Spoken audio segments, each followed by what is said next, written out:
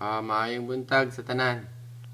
Sample nino sa kuan, cone of error. Ang kaning red line maning cone of error gahapon. Ang kaning pink nga line mo ni ang forecasted track. Now, ang kaning nga data sa JTWC ni Joint Typhoon Warning Center.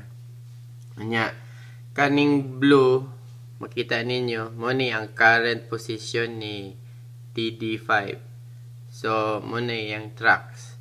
So makita na to nga yung dynamics sa kuan bagyo mo sa aka ni siya or either mo na og kani mo nilang forecasted track kahapon. So within the cone of error gahapon si kuan TD5. Okay, daghang salamat o hinaot nga magpabilin mo nga safety, magpabilin mo nga malinawon o hapsay inyong pamuyo din ha o amping in town mo.